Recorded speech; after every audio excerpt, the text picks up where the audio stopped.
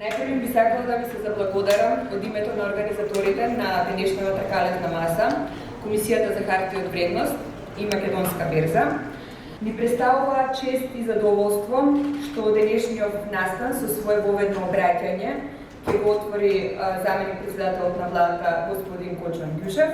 Господин Ангјушев, може да доверите на сцена. Добар ден на сите. Почитуван извршен директор на Македонска берза господин Иван Штајниев, почитувана председателка на Комисија за хартија од вредност господја Анити, почитувани присутни, почитувани медиуми.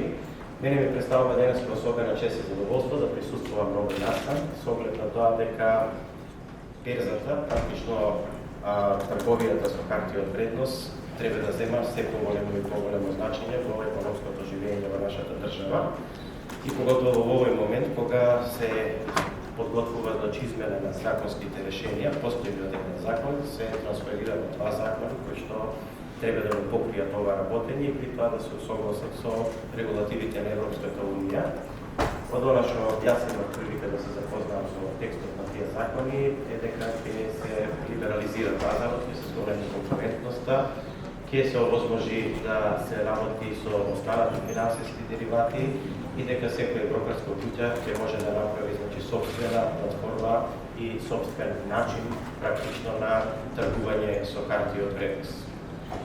Да, добро е, последните години се добри во берзата. Минатата година беше, мислам, и најуспешна, ако ги видов јас бројките добро и ги споредив. Оваа година гледам дека е релативно успешна, но мислам дека минатата ќе биде поуспешна. И мислам дека трендовите во таа насока се добри, но јас лично би рекол недоволно. Мислам дека тука има три предизвици кои што треба да ги решиме сите. Првиот предизвик е што нашата држава практично има голем дел на компании кои што се акционерски друштва, но тие акционерски друштва датираат уште од времето на социјализмот и тие се големите акционерски друштва во нашата држава, додека сите компании кои што се формирани во транзициониот период, да речеме, после формирањето на независноста и во самостојувањето на нашата држава, се уште друштва со ограничена одговорност и тие растат како друштва со ограничена одговорност. И мислам дека мал дел од нив ја препознаваат можноста да од друштва со ограничена одговорност преминат во акционерски друштва и на тој начин да обезбедат свеж капитал за своето действување понатамошно, односно да се откажат од дел од сопственоста, а да при тоа да привлечат свеж акционерски капитал. Практично, ако ја видите историјата на развојот на субјектите економски во развиените земји, сите тие на времето почнале како друштва со ограничена одговорност или како фамилиарни компании, меѓутоа со тек на време, доколку имаат добра идеја и доколку сакале да растат, тие се отвориле према берзите, се трансформирале во акционерски друштва и се обиделе да направат IPO и да соберат капитал. Свесни сме и сведоци сме за неколку успешни IPO во нашиот регион, меѓутоа за жал не едно во нашата држава и мислам дека тука треба да поработиме малце да се подигне свеста за оваа работа во државата и да сите друштва со ограничена одговорност и фамилиарни компании кои што денеска постојат во нашата држава и мислам дека постојат и релативно успешни такви компании, ги охрабриме, па ако треба и со законски улеснување им овозможиме да направат еден оваков исчекор, бидејќи тоа значително ќе го раздвижи капиталот, односно ќе го раздвижи пазарот од хартии од вредност.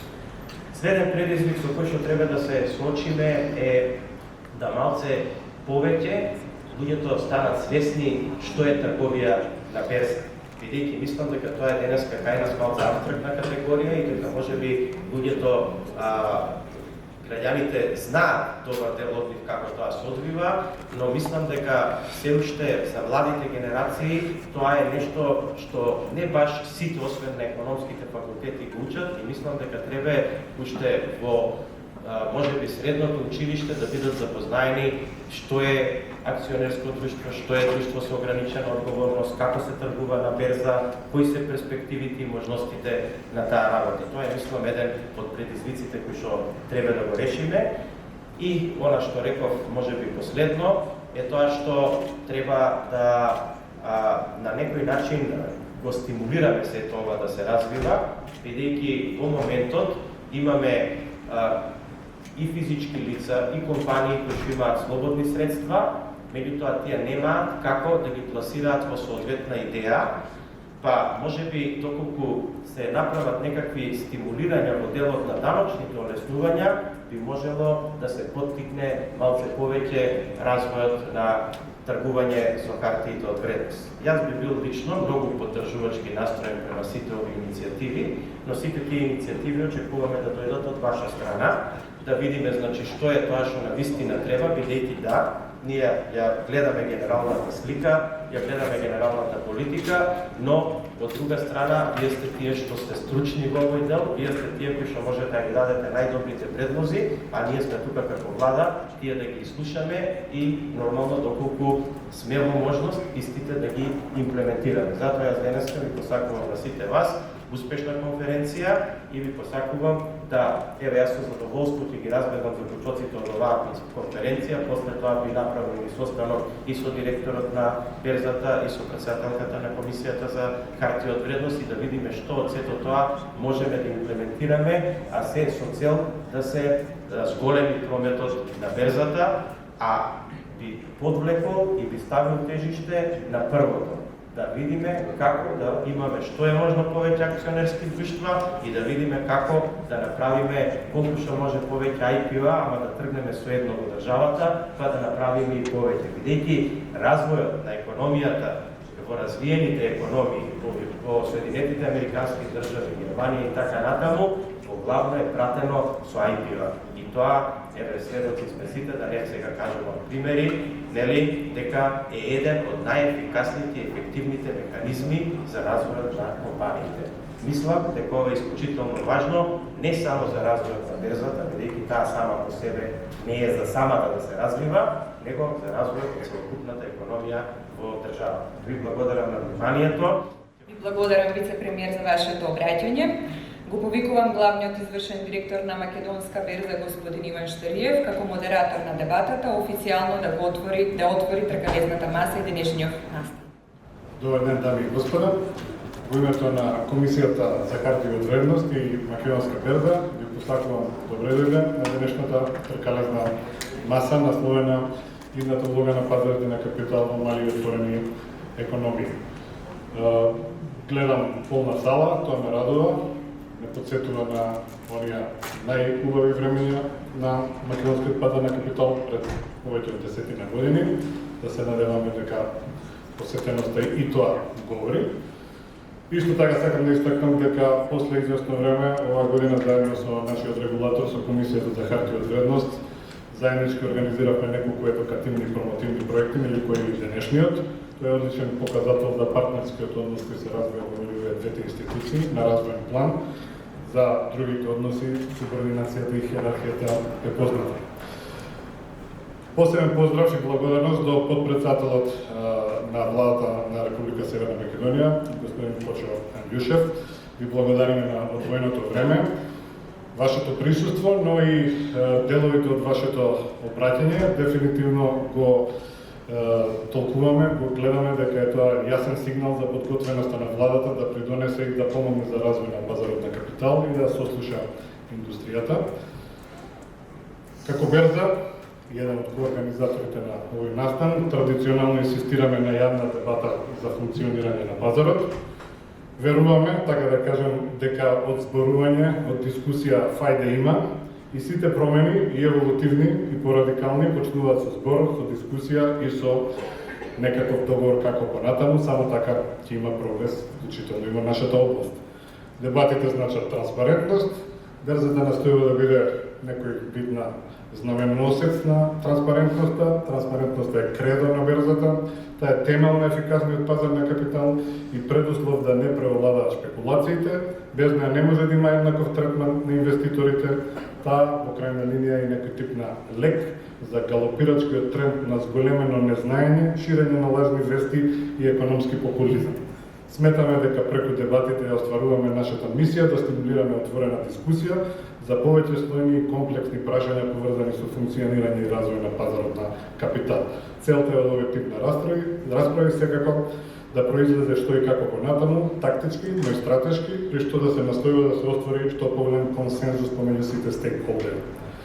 Дами и господа, зошто заедно со Комисијата за хартија од вредност се одлучивме за организирање на денешната дебата токму на оваа тема во овој тајминг и во овој состав. Наша секојдневна и стратешка грижа е тековното здравје и иднината на делот на домашниот пазар на капитал поврзан со хартиите од вредност, кои го представуваат собственичкиот и зајмовниот капитал, кои се тргува на така наречените public markets, или јавни пазари. Сите мора секогаш да имаме предвид дека развојот на пазарот на хартија од вредност и постојаното јакнење на пазарната инфраструктура во нашата економија е приказна која не завршува. Тоа е економска аксиома за да уживаме во придобивките од позитивната општествена улога на пазарот во целина, односно да постигнеме транспарентно вреднување на активите во економијата и ефикасна алокација на капиталот, активно учество, не толку често се апострофира во нашата јавност, активно учество на нашите граѓани преку нивно долгорочно инвестирање во разни форми на продуктивен капитал во општеството, насочување надзор и пазарно санкционирање на компаниите преку ефикасно корпоративно управување и одржлив развој на колективното и индивидуално богатство и вработување во целата економија, во целата држава. Се наоѓаме во специфична фаза на развој, имаме две многу добри години зад нас, но исто така имаме сознание, имаме, да речеме, перцепција, бидејќи сакаме да бидеме реалисти, дека имаме хронични и актуелни предизвици. Актуелните се дефинитивно најавените промени во фискалниот третман на тргувањето со хартија од вредност, престанокот на задолжителната котација, целосното нормативно усогласување со европските директиви, во крајна линија и ефектите од девизната либерализација и она што е неминовност и требаше да дојде појава на конкуренција од странските пазари. Хронични стандарди ги знаеме, упорно некористење на пазарот за финансирање на корпоративниот сектор, намалување или мал број на финансиските инструменти, немање секундарен пазар за должничките државни инструменти.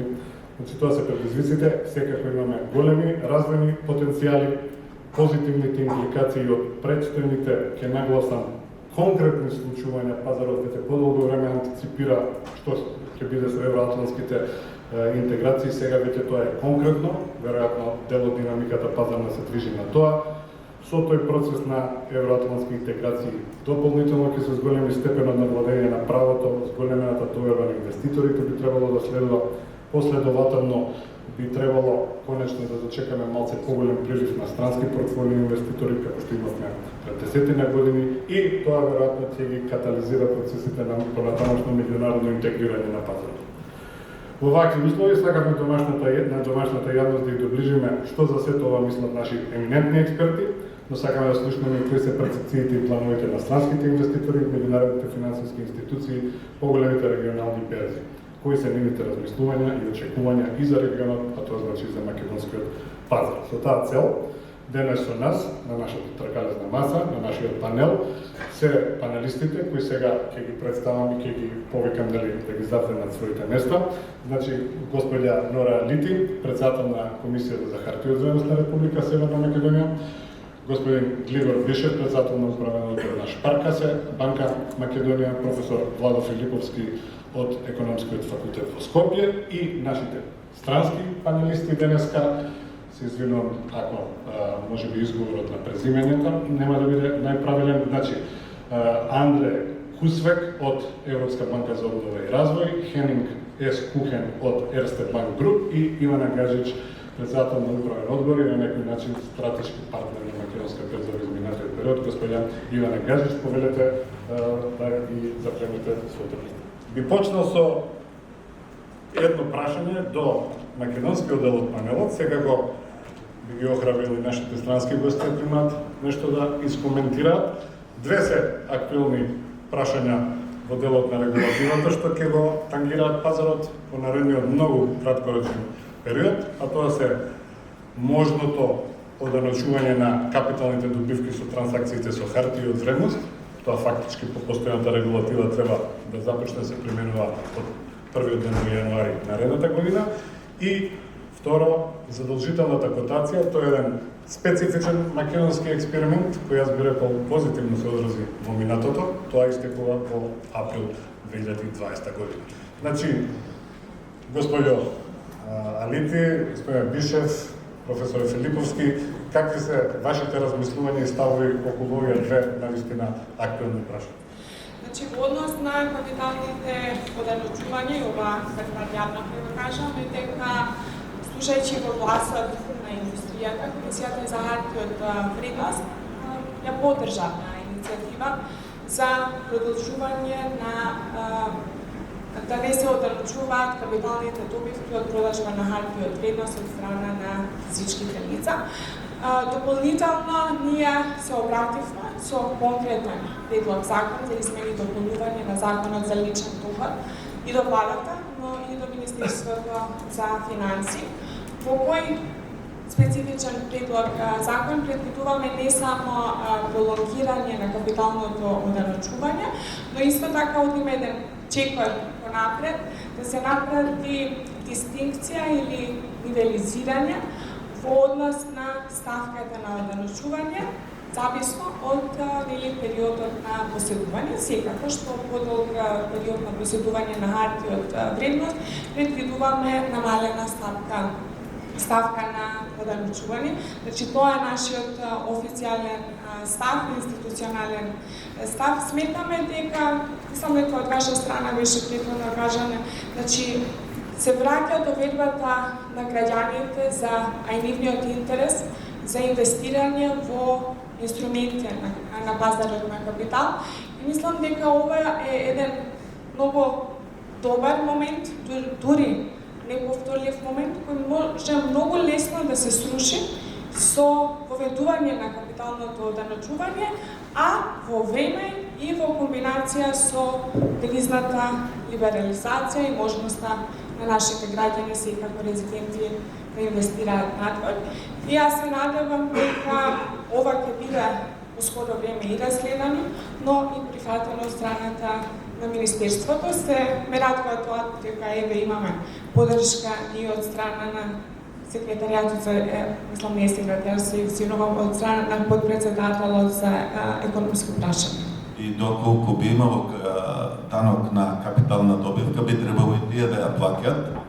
И тога атрактивноста на Македонија ко дестинација ќе се намалува, бидејќи во голем број дури високо развиени земји не се оданочува капиталната добивка. Втора сугестија, што мислам дека веќе ја работи Министерството за финансии, да македонската обврзница што оди на Reuters и Bloomberg, што е деноминирана во евра, да се прикажува во евра, а не во МКД. Бидејќи кога на тикерите оди во денари, странските инвеститори тога ќе мора да ја книжат во денари, а де факто она е во евра и тога е многу поатрактивна за странските инвеститори. И мислам дека од тој аспект цел на Македонија треба да биде барем 50 до 60% од должничките инструменти, а тоа е обврзниците што ги емитира државата, бидат запишувани од странски инвеститори. Бидејќи последното роучоу што ги имаше Република Македонија пред година и пол, нашата обврзница беше запишена 5 пати повеќе од она што се нудеше. Значи, во денешни услови на ултраниски приноси и негативни каматни стапки, мислам дека Република Македонија и должничкиот пазар, не само пазарот на акции, би бил изузетно атрактивен со овие 2-3 промени во една шабара во регулативата, а друга само иницијатива за кај Reuters и Bloomberg. Тоа е по основа данок на еден од факторите на производство, иако на површина изгледа дека е тоа оданочување на доходот и дека е целта некоја прераспределба, но тоа во суштина е оданочување на еден од факторите, клучниот фактор на производство, тоа е капиталот, што значи дека од своја страна овој данок го зголемува трошокот на капиталот од аспект на фирмите кои што издаваат хартија од вредност, бидејќи оние кои се потенцијални инвеститори бараат повисока стапка после оданочување, стапка на принос после оданочување, тоа значи дека цените по кои може да ги реализира новите емисии се пониски.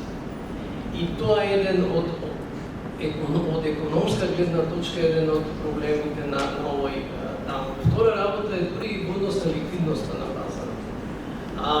Данокот на капитална добивка предизвикува еден перверзен мотив кај инвеститорите да ги чуваат хартиите од вредност подолго отколку што е оптимално, бидејќи на тој начин би го избегнале сосем легитимно, се разбира, би го избегнале плаќањето на данок. Именно данокот на капитална добивка, барем во развиените земји, принципот е да се оданочи само откако ќе се реализира, кога ќе се продаде хартија, а не секоја година додека е поседува инвеститор. Значи не е периодот на поседување, тоа е моментот кога ќе се реализира капиталната добивка со продавање по повисока цена од она по која била набавена. И сега знаете, тоа практично предизвикува мотив кај голем број инвеститори да ги вештачки на некој начин неоптимално, нерационално да ги чуваат подолг период отколку што е потребно. Тоа значи со други зборови намалена ликвидност, бидејќи помалку тргување, помалку понуда на хартии за промена на собственоста и помала ликвидност. Се разбира за берза како македонската берза со многу ниска ликвидност можете да предпоставите како би бил тој ефект. Но од друга страна, она што е во практиката и покрај ова што го кажуваме дека е контраверзен, дека има негативни ефекти, во голем број на земји, во развиените земји постои. Но и негде дури со прилично високи релативно гледано со другите даноци и високи даночни стапки, но тенденцијата во развиените земји, земјите на ОЕЦД, студиите покажуваат дека тенденцијата е намалување на даночните стапки. Таму каде што постои намалување на даночните стапки. Сега, во основа, тоа би било, јас би кажал, би се воздржал од тоа дали што би требало да се направи во гледаме. Збори без да регулативат. Да. Може би треба да се спомне уште една работа. Покрај она дека данокот на капитална добивка е исто и комплексен данок за поведување и за администрирање. Зашто, внимавајте, прво е тоа, само е кога се реализира. Понатаму онај принцип дека некогаш не се оданочуваат оние долгорочни поседи на хартија од вредност, туку само краткорочни. Онај кој што купил и продал во текот на една година, тој плаќа. Онај кој што купил па е чувал 3 години или 5 години и после ја продава, до тие 5 години не практично не плаќа данок, пресметан данок. Благодарам професора, може да забележам дека имаме тука обраќање од подпредседателот, микрофонот е кај него. И ова е едно од клучните прашања, сакам да ви кажам моје мислење пред се лично. И кога беше промената на даночниот систем во нашата држава, персоналниот данок и данокот на добивка, јас искажав моје мислење во рамките на владата и тоа излезе и во јавност, дека изразително едно несогласување, значи со промената на даночните политики. И мислам дека можеме да ги преразмислиме уште еднаш, заради тоа што ние како влада треба да размислиме на што сакаме да дадеме приоритет. И мораме да ги имаме кои се околностите во околината на нашето окружување, бидејќи ако сакаме да правиме даночни системи како што се речеме во делот на развиени земји, да не бидат погрешно сватени, ќе земаме сосема неутрално Шпанија, тогаш да речеме тие треба да имаат во предвид како е во Португалија, Франција или во околината, бидејќи компаниите би мигрирале тука во тој регион. Така да ние кога размислуваме за измена на даночни политики, ние треба да го имаме во предвид окружувањето, бидејќи капиталот секогаш ќе најде најлесен начин како да оствари поголеми маргини во своето работење. Така може да се случат и негативни тенденции. Сега ќе се вратам за конкретното прашање. А конкретното прашање е, и сега да се вратаме да чекам назад само, значи ние кога менуваме данъчна политика во Северна Македонија, значи ние мораме да размислиме како е во Србија, Бугарија, Грција, Косово и така натаму. Да, треба да се најде компромис, од една страна треба да се полни буџетот, тоа е неспорно. Меѓу од друга страна треба да видиме, ако направиме мерки кои што нема да бидат атрактивни за економијата, нема да го полниме нашиот буџет, ќе полниме буџети на соседни држави. Тоа треба да бидеме свесни дека е така. Сега, да се вратам на конкретното прашање околу оддалечувањето на капиталните добивки од продажба на харти од вредност. Видете, тоа оддалечување, прашањето дали сакаме ние да дадеме приоритет да се развива пазарот на харти од вредност. Ако сакаме да дадеме приоритет на таа работа, во тој случај треба да го внесеме. Значи, ако го отежниме, значи со дополнителни давачки, ќе стане, ако тој денеска не е атрактивен, денеска би било добро да слушнеме информација, ако во нашава држава живеат, не знам, 2 милиони жители, еве со пописот ќе се преброиме колку сме. Значи, ајде да видиме колку од тие 2 милиони што се работно способни, значи, колку учествуваат во трговијата со харти од вредност. Јас мислам дека бројката ќе биде многу малка, ќе биде поразителна. Еден дел од нив можда немаат финансиски потенцијал, но јас познавам многу луѓе кои што имаат финансиски потенцијал и ги држат парите во банки како орочени средства и при тоа не се определуваат, учествуваат на пазарот од харти од вредност. Сега вие ако и дополнително и тоа им го нарочите како добивка, бидејќи он го гледа како ризик можноста да акцијата падне, во тој случај нормално паднала, сега ако и порасне, а тој раст за среќа години не е така лош, меѓутоа никој не го гарантира и вие му го даночите дополнително со некои високи ставки, тогаш во тој случај тоа ќе стане неатрактивно. Сега јас не сум специјалист во делот на тоа како е во другите земји тоа решено, да слушнав од ценетиот професор дека и во добар дел од развиените земји има даночење и со високи ставки, но пак од друга страна господинот Пишев рече дека и некои земји кои што се развиени немаат даночење. И сега секоја земја значи ја крои политиката врз база на своите приоритети. Ние треба да оцениме што е приоритет за нас и што сакаме да направиме и тоа да го стимулираме. На крајот на криштата, ајде да видиме колкав е приходот од тоа капитално од тие даноци по капитални добивки што би ги добиле во буџетот и да видиме кој би бил ефектов ако не го направиме, а кој би бил ефектов ако го направиме. Затоа секогаш за мене, значи, кога станува збор за промена на царинска ставка и кога станува збор за промена на данок, знаете, секогаш Министерство за финансии ќе гледа круто на таа работа, бидејќи тоа го третира како намалување на приход во буџетот. Ама не мора да значи тоа секогаш намалување на приход во буџетот. Ако вие намалите царинска ставка, а со тоа зголемите економска активност, тоа може да крај да има ефект на зголемување на ефектите во буџетот, па така мислам и со овие значи оддалечување на капиталните добивки. Јас се надевам ќе ви извините што ќе морам додам, ама мислам дека многу јасно го кажав мојот личен став по ова прашање и мислам дека јас овој став ќе го пренесувам и застапувам во владата и мислам дека ќе имаме малце поголема флексибилност со Министерство за финансии, а можам само да ви пренесам дека од страна на премиерот ќе имаме значи во делот на овие прашања. Да ви благодарам уште еднаш за вниманието. Сега продолжуваме со дебатата, реков ова беше малце tailor-made почеток на дебатата. Во тие рамки ќе ми дозволите да одземам уште 5-6 минути, за да со неколку слајда пред да почнеме со дебатата во длабочина и пред да даеме, како што е редно вакви дебати, една оценка за моментална состојба, значи неколку слајдови кои што би дале една рамка квантитативна пред се што се случува моментално на нашиот пазар.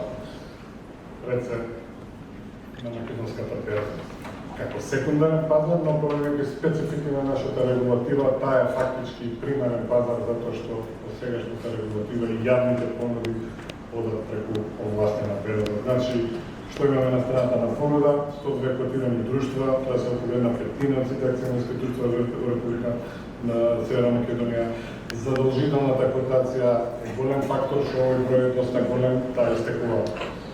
Во април старата година ќе дојдеме повторно во дебатата во дел за регулатива, па ќе го отвориме тоа прашање. Без присуство на подпредседателот, но ќе го држиме за збор дека ќе бидеме повикани, па ќе можеме заклучоците за тоа да ги пренесеме. Тие котирани друштва или тие што се најтргувани во МБ10 работат добро. Оваа година сите 10 што се составени дел на индексот се со добивка, кумулирано 77,3 милиони евро. Тоа е намалување во однос на минатата година, пред се во банкарскиот сектор, но тоа е ситуацијата.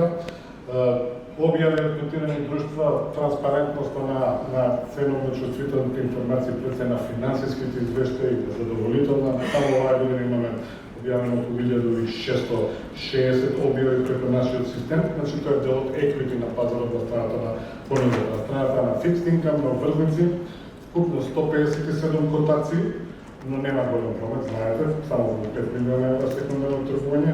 Има 144 континуирани обврзници, тоа е новина од оваа година, Министерството финансии ги котираше, нема тргување, структурата на имателите е таква, претпоставам дека тие се задоволни со приходите што ги носат гилдовите, каматите ги чекаат до достасување, но потенцијалот за тргување во создадот на инфраструктура. Имаме уште 11 структурни обврзници, оние за денационализација, но новина оваа година се новите неколку корпоративни обврзници и перпетуални обврзници, така да котирана е една корпоративна оваа година, една перпетуална и една е пендинг, да кажеме, оваа последната што беше на ТТК банка, не е уште котирана, не се надевам брзо ќе биде. Што се случува со прометите и така натаму, 90,8 милиони евра оваа година, од кои 68 се акции, индексот е плюс 25%, пазарната капитализација е 2,8 милиарди евра, работиме со 11 членки, 6 банки, 5 брокерски куќи, учество на странците во прометот продолжува да е ниско, официјално 15,4, од куповна страна, ако исклучите неколку транзакции со поголемо учество, веројатно тој процент е понизок и сега уште ова сега во него само. Концентрацијата на тргувањето е во 5 акции. Комерцијална банка Алковид Макпертол НЛБ и Гранит и таа учествува со 71,7% во вкупниот промет со акции без блок трансакции. И со ова сега да отворам нешто што ретко сме го збореле во јавноста, ајде да речем тоа е мит, каде што се очекува дека сите берзи во регионот, вклучително и македонска берза, може да имаат многу повеќе инструменти, дека тука нешто заостануваме и така натаму. Ова е статистика која пратам лично повеќе од 10 години на Европска федерација на берзи. Одбрани се наследуваат помали берзи во земји на Европска унија, Литва, на Балтичките земји, Прага, Португалија, Загреб, има тука Малта и така натаму. Гледате дека концентрацијата на тргувањето во тие 5 најликвидни хартии кај сите од нив е многу висока. Во Рига е 95%, Унгарија 93%, тука МОЛ и уште неколку големи компании, не знам, во Кипар 85%, Лисабон, Португалија 82%, Букурешт 87%, ние сме 77%, тука е Даблин негде и така натаму. Сега да кажем, веројатно главниот предизвик не е дека не треба, дека треба да имаме само, секако дека треба нови инструменти, но работата е што треба прометите да бидат поголеми, тоа е на линија на што подпредседател кажуваше, партиципацијата и на населението и на странските, треба да имаме поголема ликвидност и треба да имаме пред се поголеми компании кои што се тргуваат на предата, пазарната капитализација на двете најголеми компании, што ги има во моментот Алкалит и Комерцијална е нешто над 200 милиони, тоа од дефолт за некои од поголемите странски инвеститори е премала вредност за да влезат воопшто на нашиот пазар. Така да, тоа е добро да го нагласиме.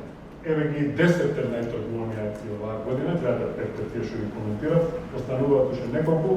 Еден куриозитет, гледате една од 10 најтргувани не е во индексот, а таа што во индексот, Македонски Телеком, не е меѓу топ 10, меѓу другото тој има много free flow, има и тука други работи, например, ние гледате, имаме 6 банки од 10 најтргувани. Така да тоа уште е макар показател макроекономска, ако сакате, околу онаа алокација на капитал. Нормално банкоцентричен систем води светот во банките, но главни инструменти на пазарот капитал со тргување се банките.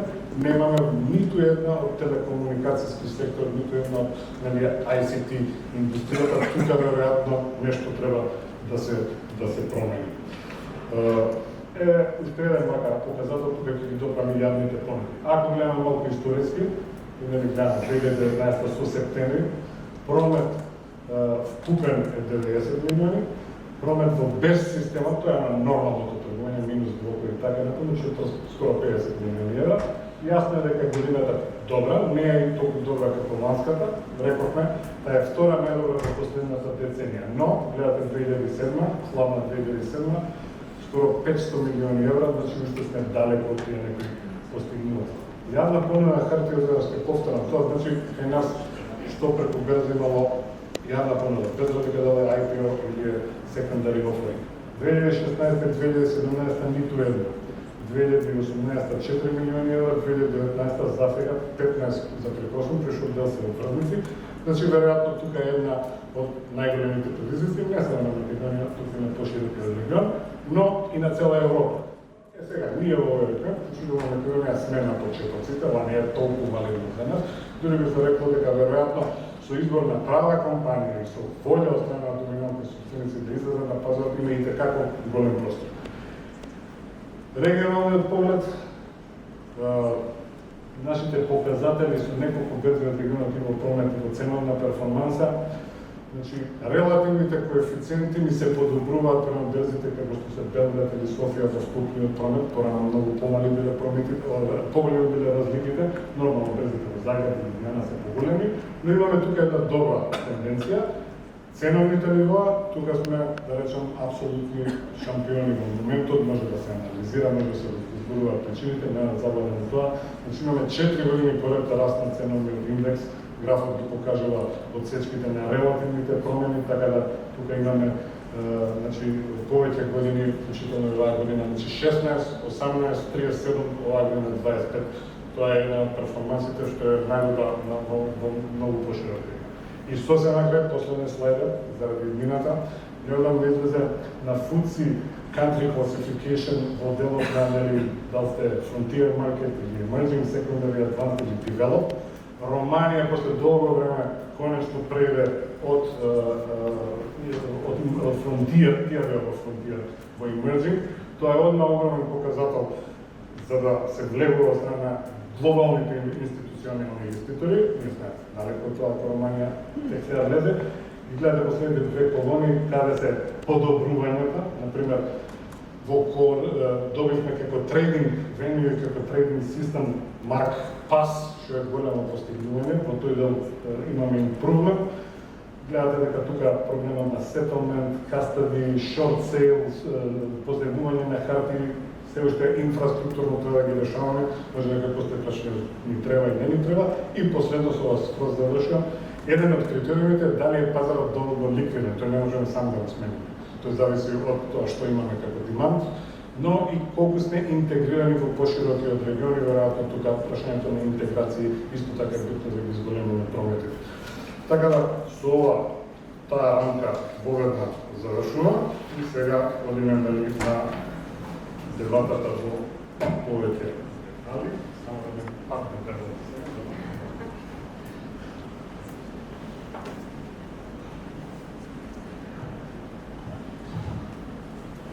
Океј, сега јас ги дадов статистиките, сега ќе побарам коментар од повторно се извинувам на левиот дел на панелот, но брзо ќе дојдеме и за тој дел.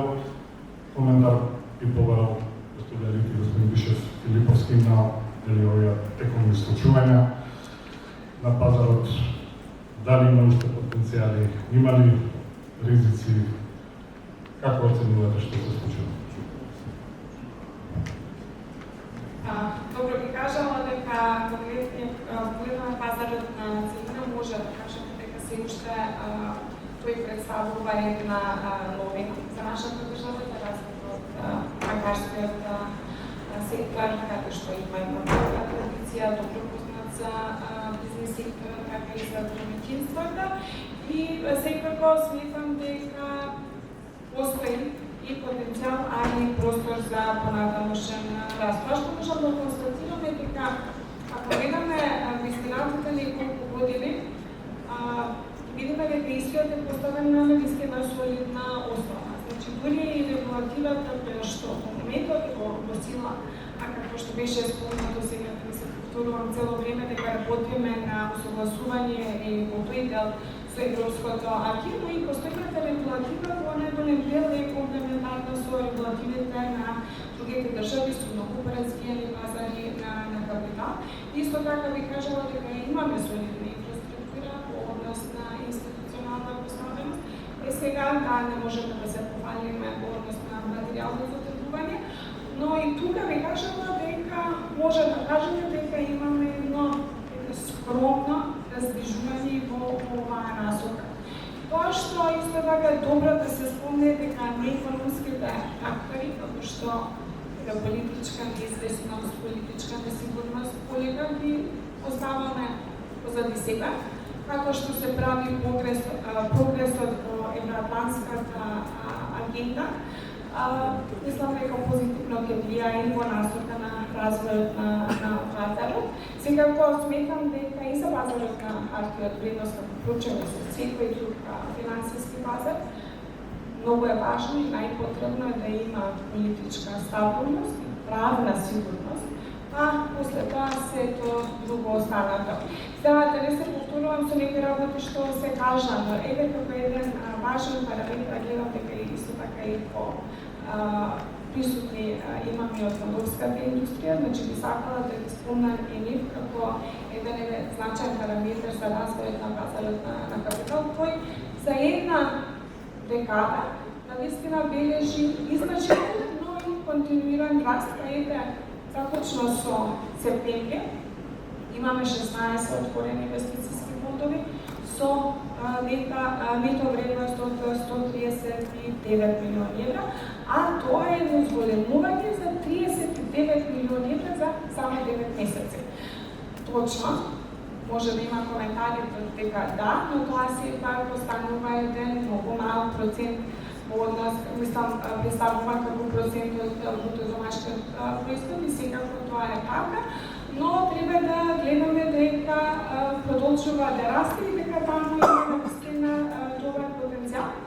И ева, ако дозволите во оваа прилика, би го издвоила и инвестицијскиот фонд, чија инвестицијска политика е реплицирање на индексот на македонската берза. Видиме дека минатата година бележи раст од 34%, значи има трендот е позитивен и е добар. Да кажам претходно дека или можеме да се похвалиме со левица на производи, тоа е така и останува така и за примарниот пазар, но и тука има позитивно раздвижување.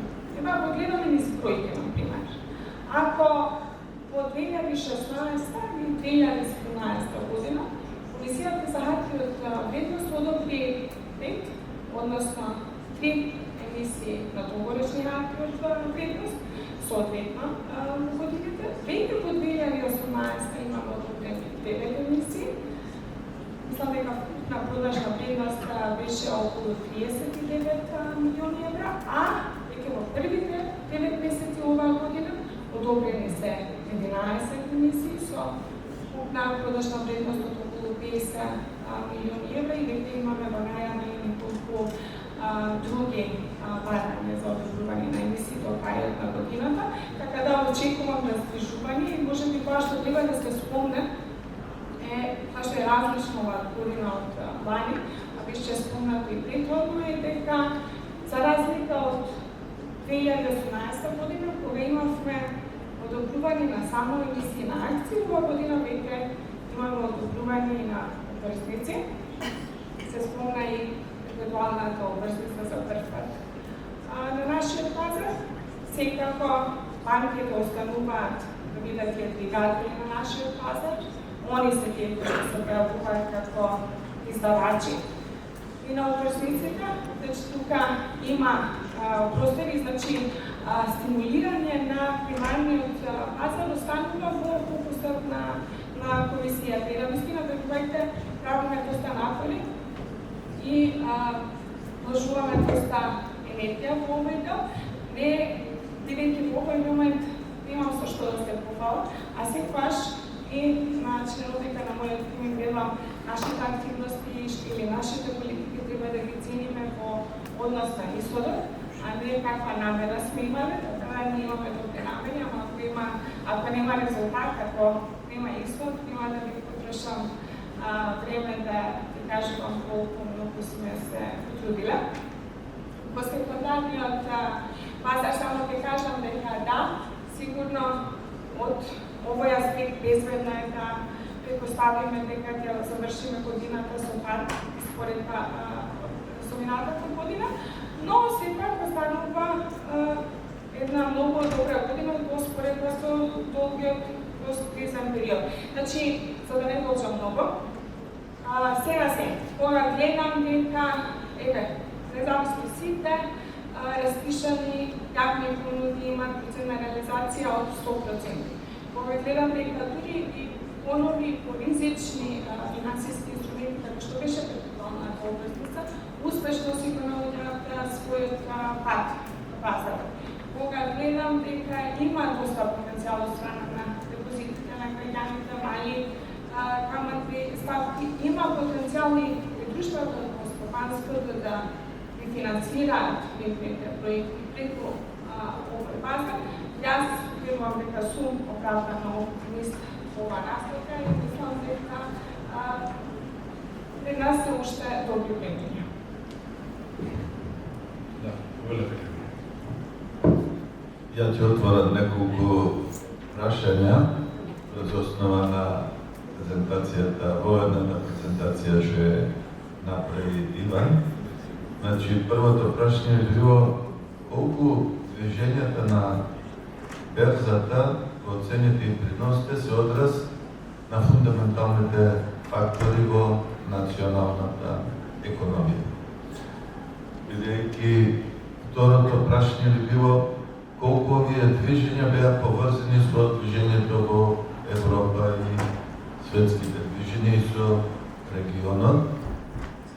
Третото, дали овие обем на тргување, ако се земат од аспект за трошоците на институциите, на брокерските друштва на берзата, овозможуваат по единица производ трошоците да бидат оптимални, берзата да биде конкурентна во однос на она што е нормална цена на чинење по трансакција по регионот или пошироко. Третата прашање и тема би била колку од топ 10 компании што беа спомнати прават промет над пола милијарда? Колку над 300 милиони, колку над 100 милиони? Значи имаме ли ние компании што ќе им треба капитал да експандираат прво во регионот, а после во Европа, да кажем? И тоа најверојатно би било прашање за пазарот на акции. Што па со пазарот на обврзници, кај што во суштина двигател е државата, каде што во принцип секаде во свет 90% од пазарот на обврзници е обврзници на државата. Што планира локалната власт? Значи, дали таа за одредени проекти ова планира емитирање на локални обврзници? Или што железницата? Дали ние за модернизација на железницата ќе користиме само кредити или ќе се издаде некоја обврзница долгорочна за железници? Оно што го спомена и подпредседателот на владата, дали некое друштво со ограничена одговорност има амбиции да биде регионална компанија и покрај кредитите и треба капитал за да го финансира својот раст. Наредната тема, дали тоа сама македонската берза може да го направи?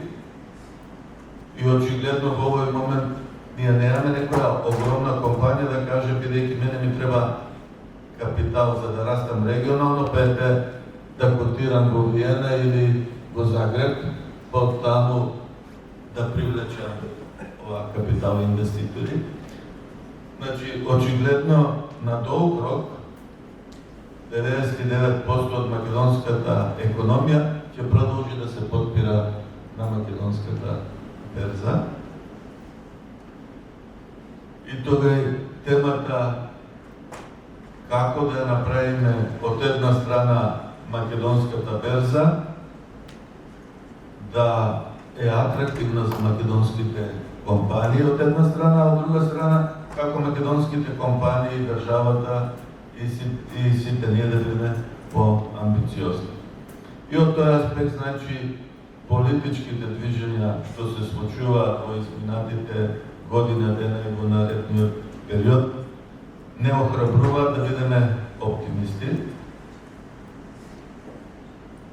Значи, по се изгледа приказната за брзано пристапување кон Европската Унија се движи во добра насока, а тоа значи дека ќе се соочиме со извонредна конкуренција и во финансискиот сектор и во реалниот сектор, кој што ќе бара дополнителен капитал за раст и развој.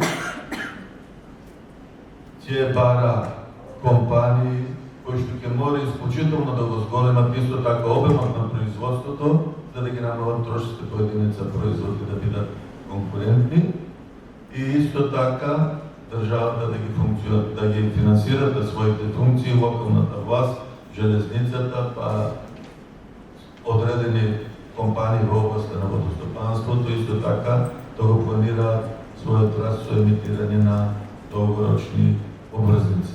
И од тој аспект мислам дека навистина ова дискусија се организира во вистински момент за да видиме што македонската економија, носителите, регулаторните тела, ние приватниот сектор може заедно да направиме, меѓутоа тука не треба да бидеме преамбициозни.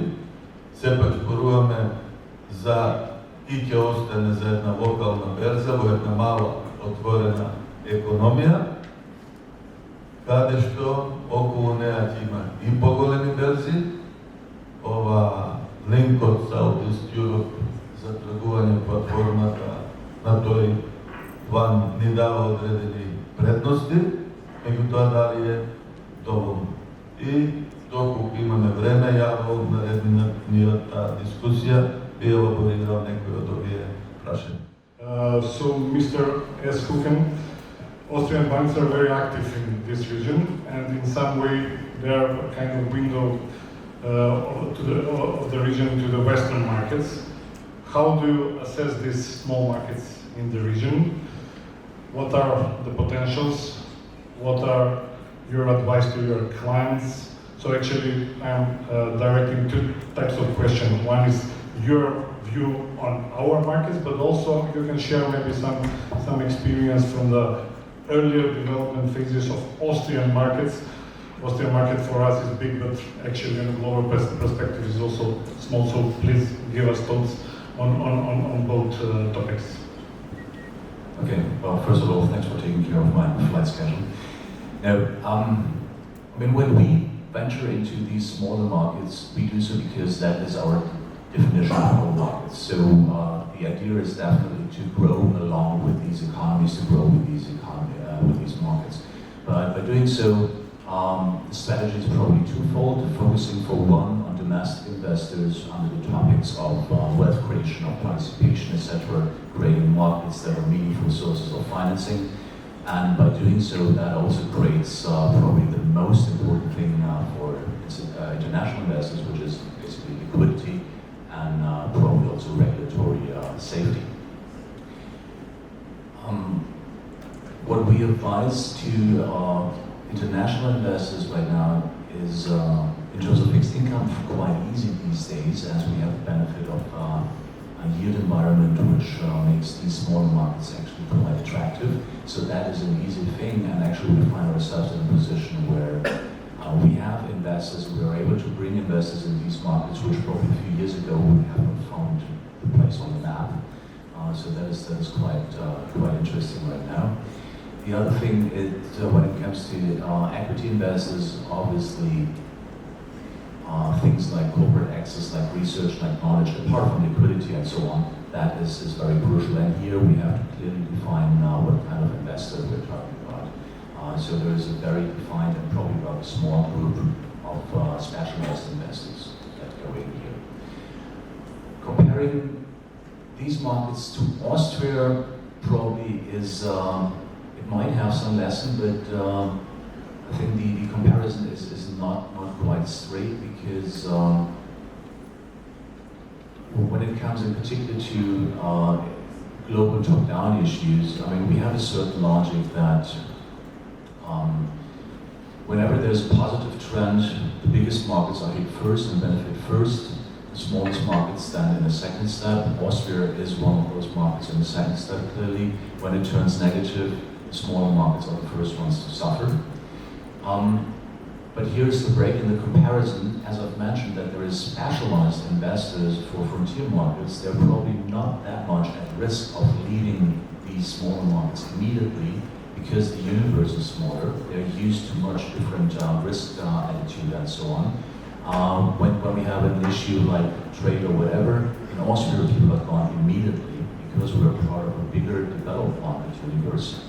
And being a small fish in a big pond is a different thing than what you are here in these frontier markets. So actually on that end, these small markets have a slightly better positioning in terms of these global terminals. So that's why I think the comparison of Austria as a developed, small developed market in the developed universe and frontier markets, actually it doesn't quite work in some times.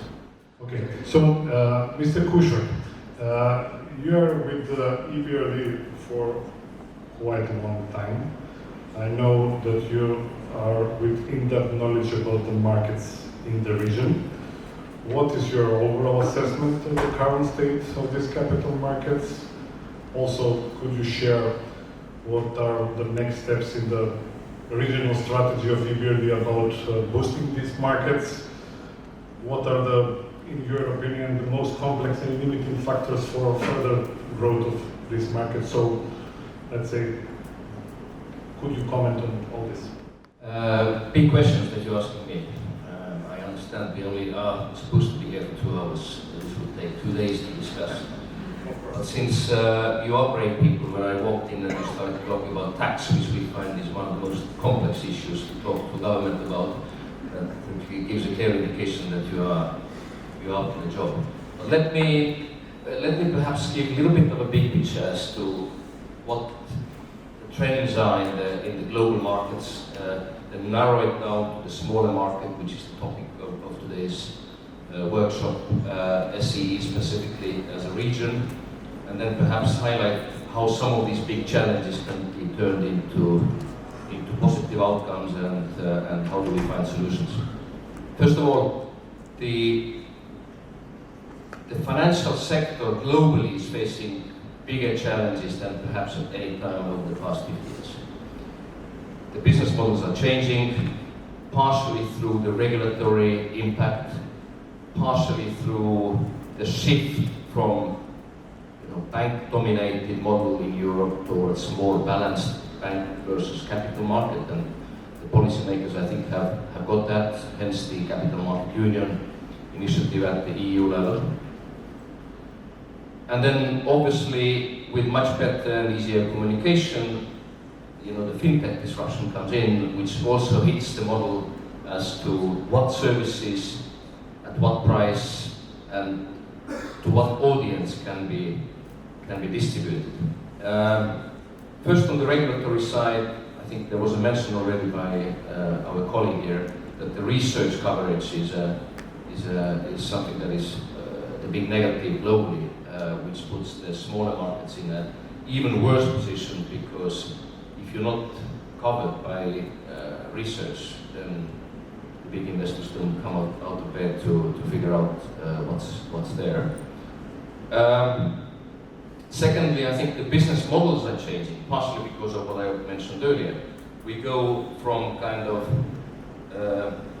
say, horizontally integrated to more vertically integrated models, which affects how the markets operate, but it also affects, for instance, stock exchanges and capital market infrastructure ownership.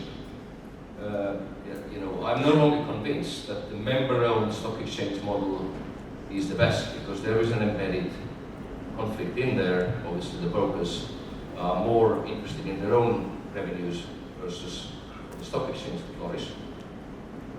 So that's one. But it's not something that is only a capital market issue. We see the same happening in other areas.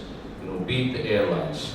If in Skopje the very first flight to land in the morning is 11:15, that makes it difficult to attract foreign investors, right?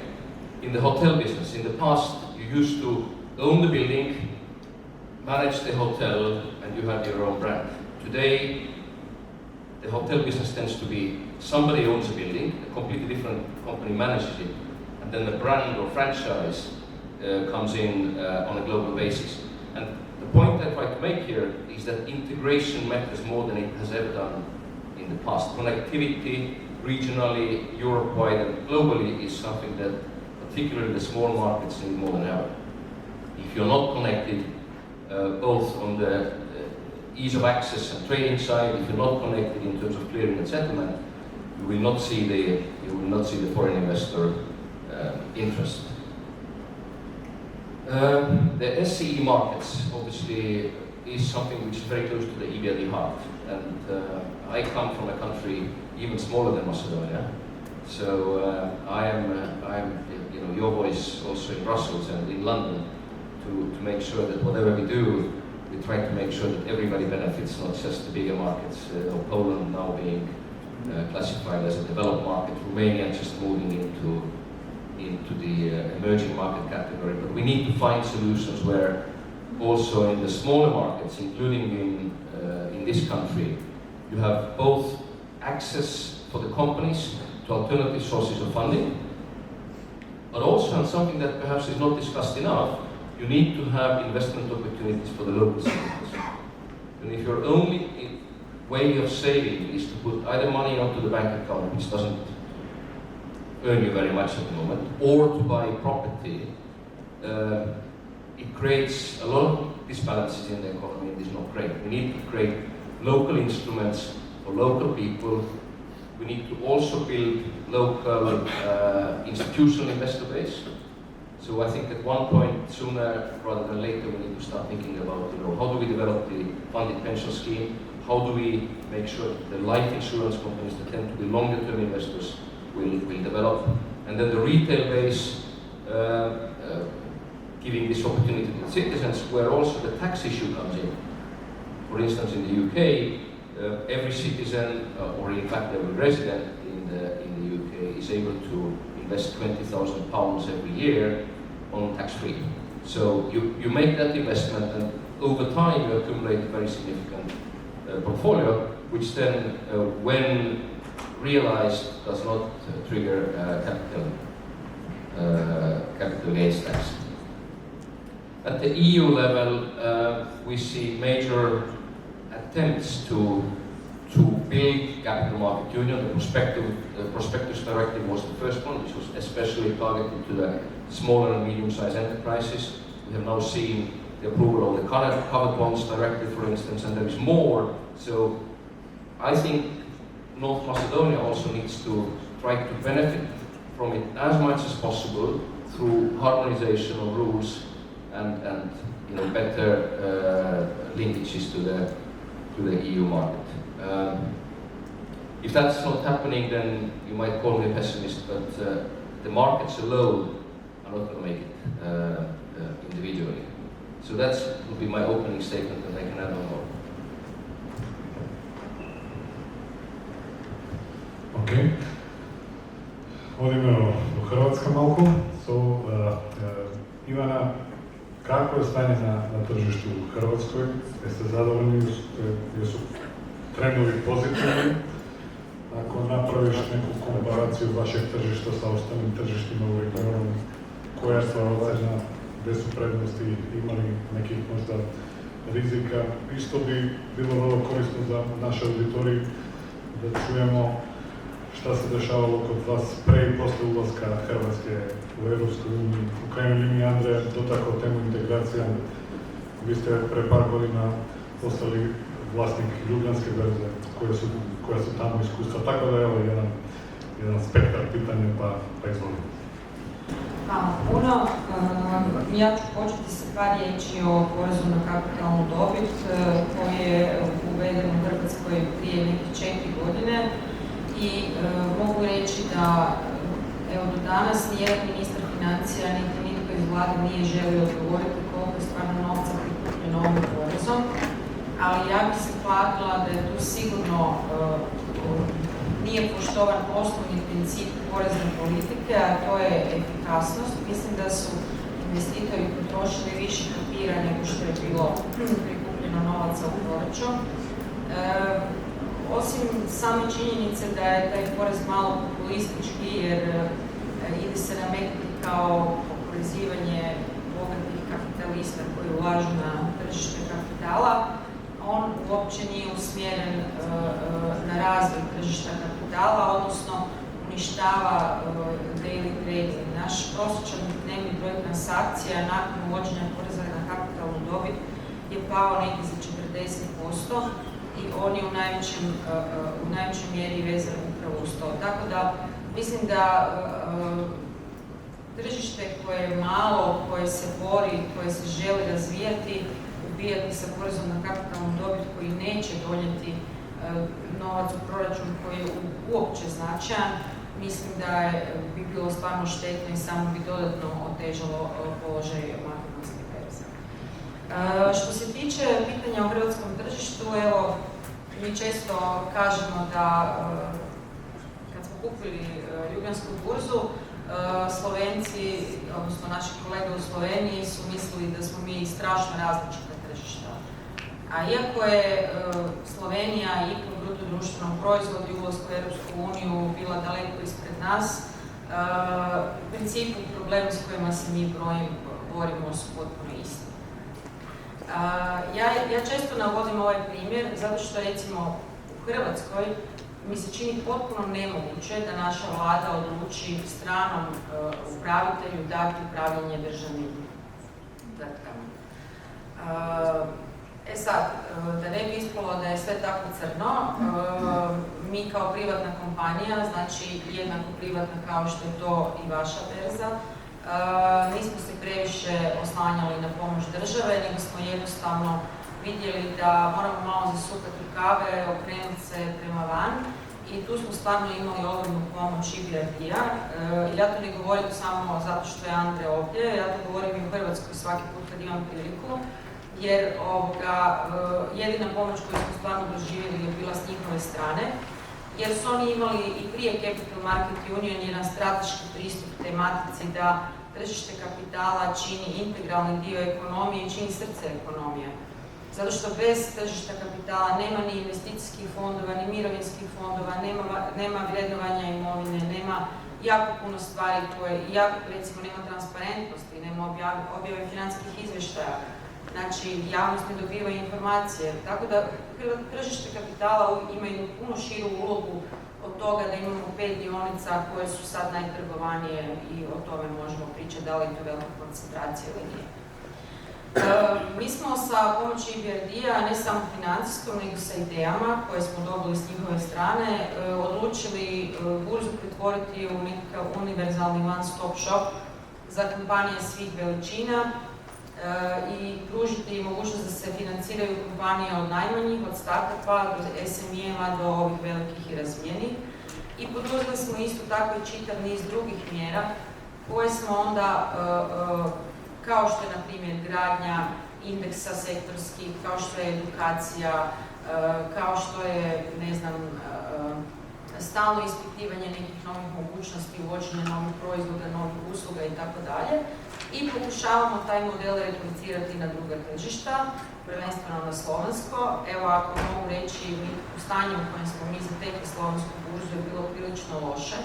Oni su bili dugo godina u vlasništvu Bečke burze i Bečka burza je u stvari njih pokušavala napraviti ekspozituru, ako to mogu tako reći. Dovoljno je da vam kažem da je imala samo 9 zaposlenika. Mi, kad smo preuzeli Ljubljansku burzu, najveće pitanje regulatora i javnosti je bilo da li ćemo je zatvoriti i da li ćemo od nje napraviti, ne znam, našu još manju ekspozituru. Naša je politika da svaka burza u našoj grupaciji je u biti jednaka, znači Slovenija i Hrvatska doživljavamo kao jednako bitne elemente, iako smo mi formalni vlasnici. I mi zagovaramo politiku malih burzi nacionalnih šampiona. Znači, mi smatramo da i investitori i kompanije će uvijek imati nešto što se na engleskom kaže national bias. Odnosno, svaki investitor će prije investirati u domaću kompaniju nego u stranu. I bez obzira što hrvatski investitori već desetljeće ili više mogu investirati gdje god žele, oni i dalje dominantno investiraju u hrvatske kompanije. I to je ono što želimo zadržati, iskoristiti znanja i lokalnu važnost tih tržišta, ali u isto vrijeme omogućiti i da ona budu bolje regionalno povezana. Najveći član na Zagrebačkoj burzi, to je Interkapital, je postao remote član u Sloveniji, dobio jako veliki tržišni udio tamo, razvija poslovanje i tako dalje. Očekujemo da će se to uskoro dogoditi obratno. Znači, takav tip povezanosti mi podržavamo. Ali na pitanje da li male burze imaju budućnost, mislim definitivno da. Biće teška, kao što je Andrej rekao, nove tehnologije, kriptovalute, neregulirani prostor u kojem investitori ulaze, će sigurno učiniti naš posao težim, međutim, naša uloga u lokalnim ekonomijama nikad neće nestati.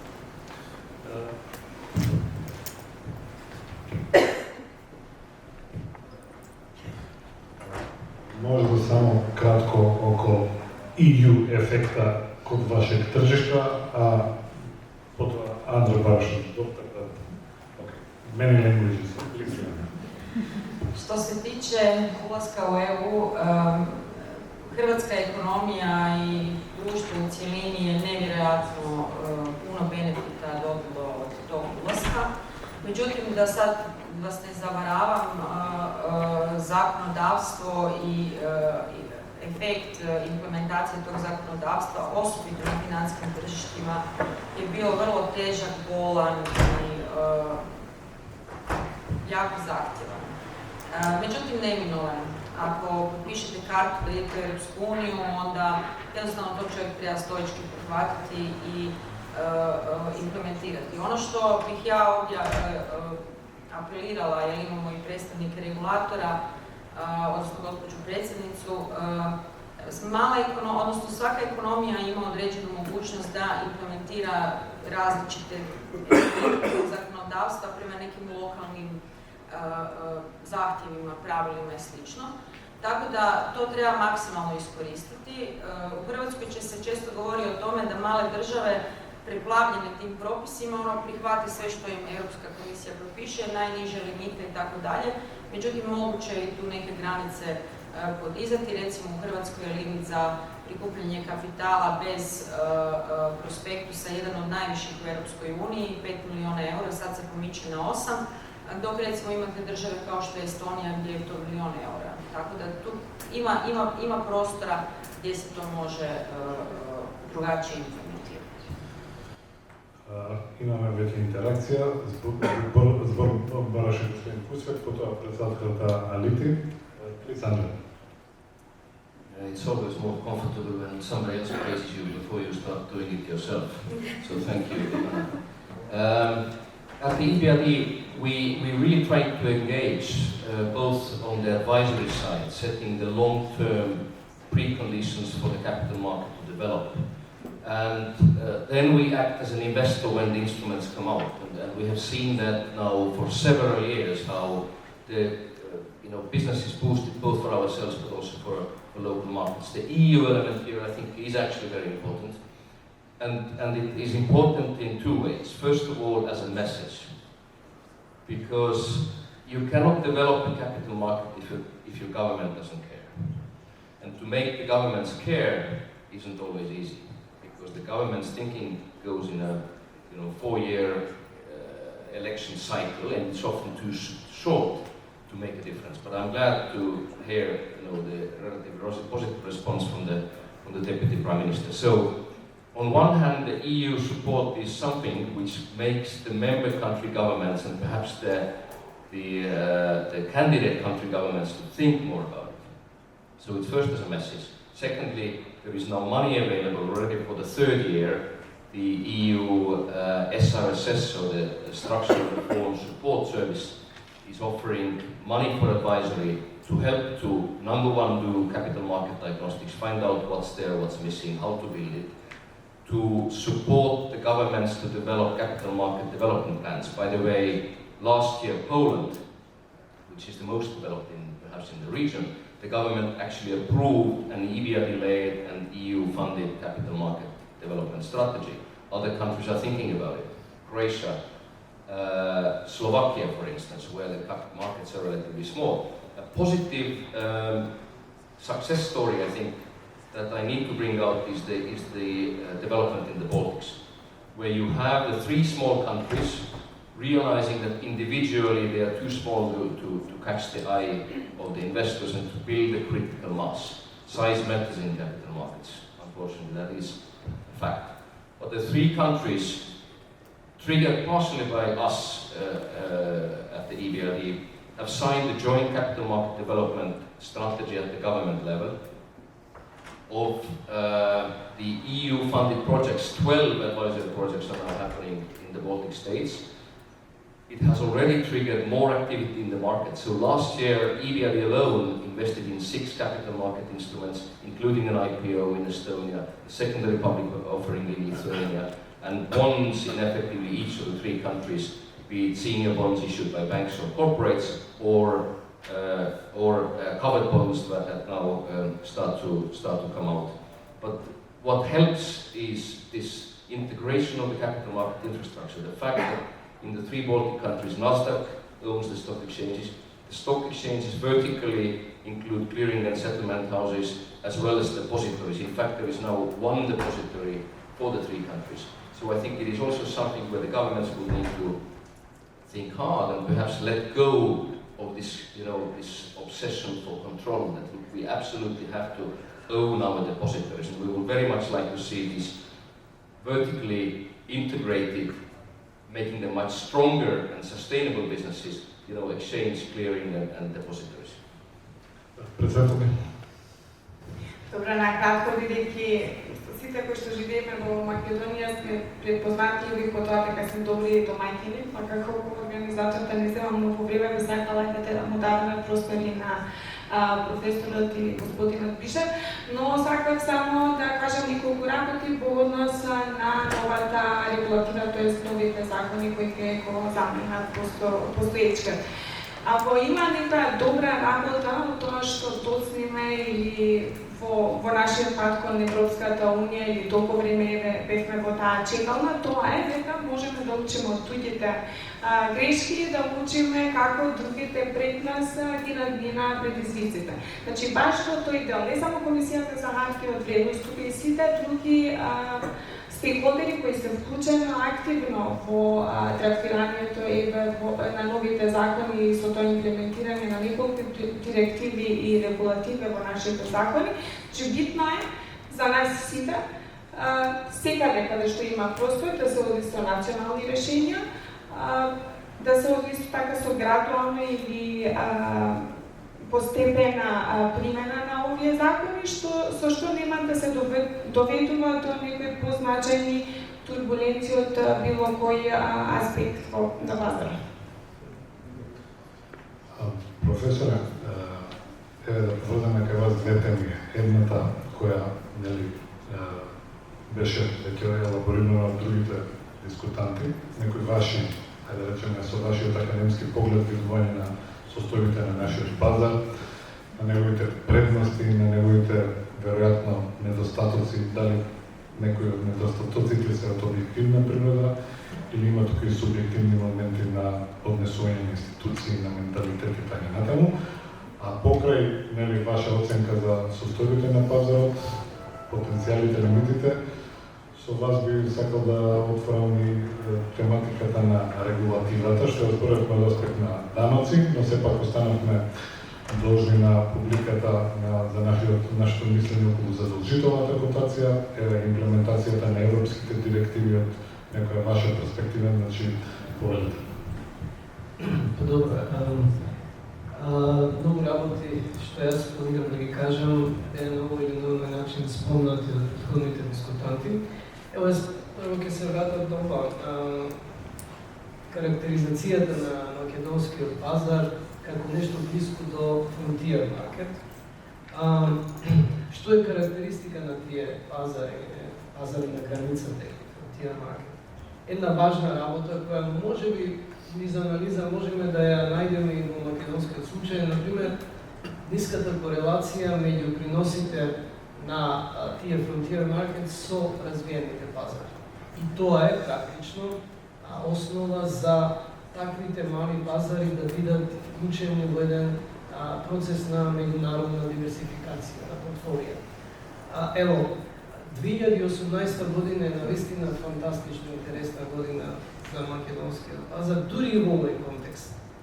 Кога сите развиени пазари остварија негативни стапки на раст на индексите, кога регионалните пазари исто така остварија негативни стапки на раст на индексите, македонскиот берзански индекс МБ10 порасна за 36,6%. Тоа е една вака епизода, се разбира, треба и систематска анализа, меѓутоа тоа е една епизода која на некој начин го потврдува овој факт. Дека движењата на ваквите мали неликвидни пазари има една добра страна, а тоа е дека не се корелирани со движењата на развиените пазари и тоа може да биде некоја интересна карактеристика за од аспект на меѓународните инвеститори. Исто така, ево да го спомнам, кога веќе зборуваме за меѓународните, една многу едноставна анализа покажува дека до 2018 повторно, значи 2018 е многу интересна година,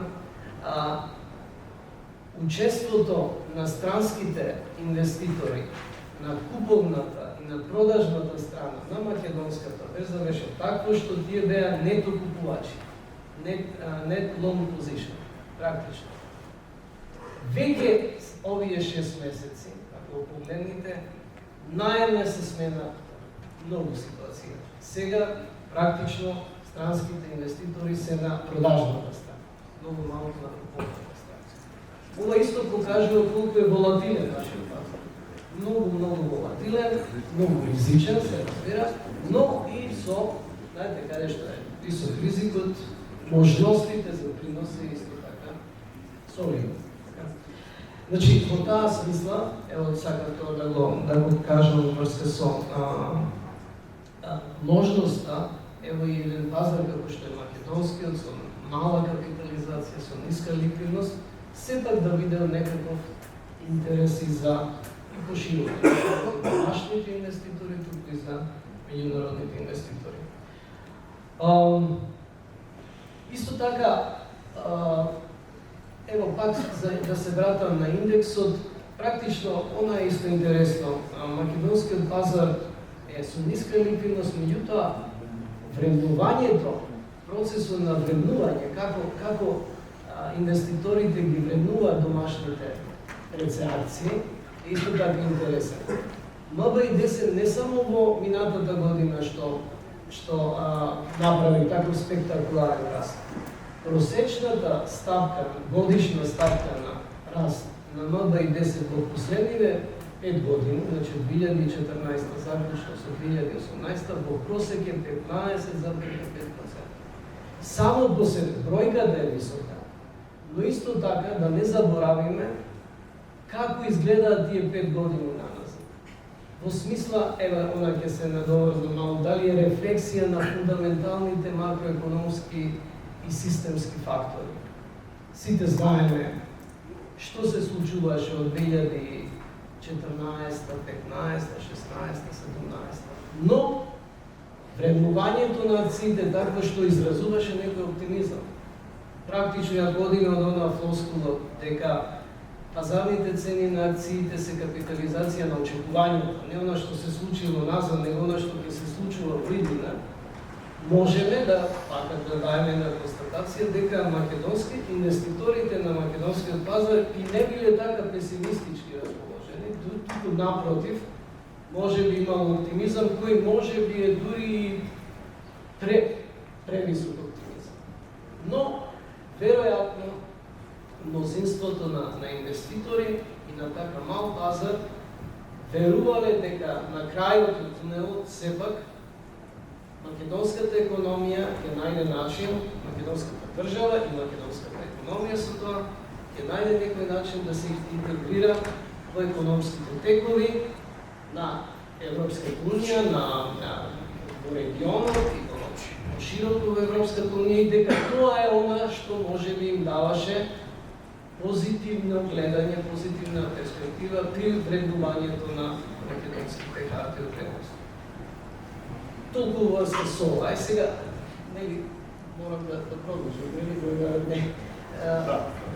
во однос на, може би, на предизвиците. Иако сега, јас би оставил малку за регулацијата, ако мислам дека имаме уште една можност за регулацијата, повеќе за она што е, дали нешто што не зависи од регулацијата, што не зависи од државната интервенција, дали тука нешто можеме да видиме како перспектива за развој. Се разбира, многу работи беа веќе спомнати. Една работа е, например, ево, и од постојната понуда на инструменти на македонскиот пазар, за која се согласивме дека е прилично ограничена и сиромашна, но сепак практично она што може би ќе е некој поттик повторно, она што ќе се случи во реалниот сектор. Дали, например, процесите на дигитализација ќе изнедрат, ќе креират такви фирми во реалниот сектор, реалниот сега малце изастарен термин, нели, во ова доба кога секторот на дигитални услуги, дигитални платформи, електронска трговија се најдоминантните, но поентава е вака најпоедноставено кажано, дали во Македонија ќе се појави нешто налик на Амазон, ама во многу помала сајз, во многу помал обем, дали во Македонија ќе се изнедри некоја компанија која ќе биде во информатичката, да не речем, иако би било претенциозно, но сепак во тие сектори кои што се денес доминантни, од каде што доаѓаат иновациите и растот, дали во Македонија ќе се појават такви компании чии што акции кои ќе дојдат на котација на берзата, на вистина ќе побудат интерес за тргување на одржлива основа, не од денес до утре само. Втора работа, јас мислам дека исто така, од аспект на она понуда на покомплексни финансиски инструменти. Сепак мислам дека во Македонија недостига еден импулс, веројатно тој би требало да дојде повторно од самата индустрија, од финансиските пазари. Еве на што мислам конкретно. Беше спомнато. Фондот, индексираниот прв и единствен, колку што јас знам, индексиран фонд, кој што е индексиран на МБИ-10, е еден од најуспешните инвестициски фондови во Република Македонија. Каков продукт е тоа? Индексиран фонд удели во портфолио кој е реплика на структурата на индексот. Но, бидејќи се работи за отворени фонд, уделите се вреднуваат за крајот и сега, замислите, кој е еден чекот понатаму да се појави така наречен exchange traded funds. Кој е еден чекот понатаму што значи секюритизација на вакви инструменти. Има најави за тоа, бидојќи финансиски посредник кој е формално нашата држава заинтересиран за МБИ-10. Во интерес на времето и повторно ради некои логистички причини, јас би го замолил сега господин Бишев. Неколку теми остана вака да ги заокружиме, сакаме на крај да отвориме малку прашање од публиката. Значи, господин Бишев, некои ваши коментари вие начнавте во првото обраќање, но е еден сплет на теми регулативата само можности од неа, подобрување или има опасности. Интеграциите, иднината на малите пазари, нешто во тој дел од вашата.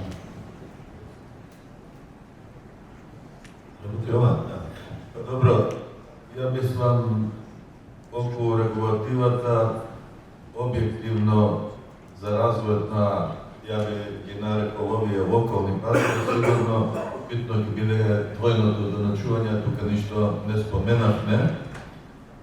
Значи, доколку инвеститор од Загреб инвестира во Македонија, дали со плаќањето на данок во Македонија е автоматски ослободен или мора да промени низ процедури и обратно, ако вие инвестирате од Македонија, дали автоматски сте ослободени во Македонија или прво мора да платите па да поминете цела процедура и после година дена ве минусираат. Значи, дали може регионот да направи проект за автоматско избегнување на двојното одоначување, што мислам за развојот на берзите е исто и tekako значајно, и каква таа инфраструктура за мали отворени пазари на капитал е потребна да биде, бидејќи очигледно и да инвестирате во инфраструктура, сами за себе тоа нема да можете да го направите, имајќи го во обзир економијата на обемот, дали поврзувањето од типот што сега постои за берзите од југоисточна Европа е вистинскиот модел или треба да се оди чекор напред и долгорочно гледано она што денеска се случува во економиите во 6 земји на Западен Балкан, велиме да интегрираност кон ЕУ, меѓутоа истовремено интегрираност во рамките на земјите од Западен Балкан. И наредното прашање и дилема би била кој ќе биде таа интегратор. Дали тоа ќе биде регионот во целина или треба некој надвор од регионот да дојде, да кажеме Атинска берза, Австријска берза, берзата од Загреб, или тоа регионот спонтано ќе го работи. И мислам тоа се предизвиците со кои што македонската берза ќе се соочува во наредниот период. Институционално, председателка Елити, комисијата како гледа на оваа работа? Може би имам причина во тоа.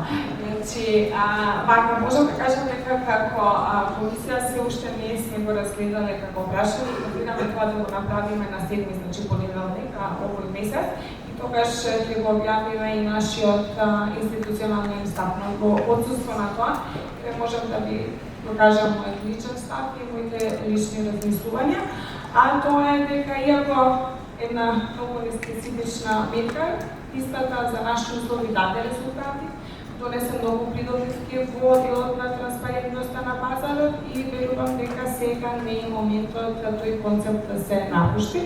Значи, сум на ставот дека истата мерка треба да се продолжи, барам до некој период кога повеќето од екипираните компании ја сметале берзата како една природна следина за нивното корпоративно делување. Секако како се наближуваме кон полноправно членство, ќе треба да размислуваме за напуштање на тој концепт, како што кажав, не верувам дека времето е дојдено за тоа. Секако во понеделник ќе ви кажам, ќе ви го кажам и институционалниот став. Да, благодарам. Mr.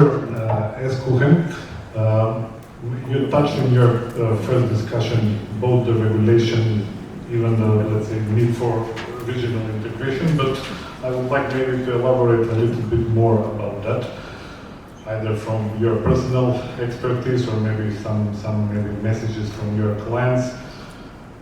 Is this harmonization with EU regulation for this small market very important business-wise? And also, whether all this attempt about the regional integration something that is, let's say, expected by bigger institutional investors? Yeah, let me answer that by addressing what has been mentioned actually. Well, first of all, I couldn't agree more with what you said. An integrated infrastructure and harmonized infrastructure is absolutely necessary. The market should be risky because of its fundamentals, but not because of its technicalities. That's one thing. Secondly, I think the EU accession as a process is of utmost importance for that, because for us, actually, in the past, it has created a new kind of asset class, which is basically converging markets. So you have emerging market or frontier market growth and opportunities, but within the boundaries of proven, of known, of trusted regulatory corridors. And that is actually what investors have appreciated very much. You know? So actually that is also why a little bit the interest in the region has decreased, because that process of getting there is a little bit over once these markets actually have entered the European Union. And so everybody like Macedonia, who potentially has the access still ahead of it, is the more interesting market. Getting to the topic of regional marketplace versus local marketplaces, again, integration to the extent that I have harmonized infrastructure, very much so. We have an example of a failed creation of a regional market. Not touching that for reasons. But well, in the past we did several studies already on, for example, does it make sense to have secondary listings? Like my market is too small, I go to London because my liquidity is much, much bigger. Basically what always the outcome was, yes, liquidity is bigger, but I'm also in a bigger environment, I get lost. So what the conclusion always was that a local story needs a local market. And there will be always, and that is actually what investors are asking for. They're not asking for what's the most interesting Macedonian, Estonian, or whatever story on the LSE, but what is the most interesting story in Tallinn, basically, or in Skopje. You know? So integration, yes, to the extent that infrastructure is concerned, but story-wise, we definitely need the local one. So I think whatever the future will look like and whatever your ventures will finally end up to, always having a local flavor, that is what people are asking for. That is why you go into the Macedonian market or Croatian market. И последното прашање пред да отвориме панелот за публиката би било околу Sea-Link, тој проект кој го тераме веќе известно време во регионот. Прашањето би било упатени прво до мојата колешка Ивана Гажич, значи ние сме како три берзи, вклучително берзата у Софија, сооснивачи, нели, оди работата. Знаеме веќе кој споро, има по-споро него што очекувавме, така да ќе замолам Ивана за едно неизимно видување, но ќе го замолам и Андре, бидејќи Еврата беше голем поддржувач на целата работа и се уште е поддржувач, како тие коментираат што се случува со оваа регионална иницијатива, така да повелиме. Što se tiče Sea-Linka, ja njega vidim kao one of my babies. Znači, kad sam počela raditi, šef mi je rekao, projekt je your baby, onda možeš se brinuti da odraste, jel? Pa slično je tako sa Sea-Linkom.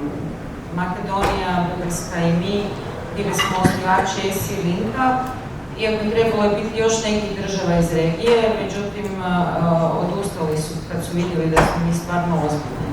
Zašto smo uopće krenuli u taj projekt? Nije bilo ni jedne konferencije na koju ja nisam došla, da nisu investitori rekli vi kad bi imali jedan takav sustav, mi bi stvarno puno investirali u vašu regiju.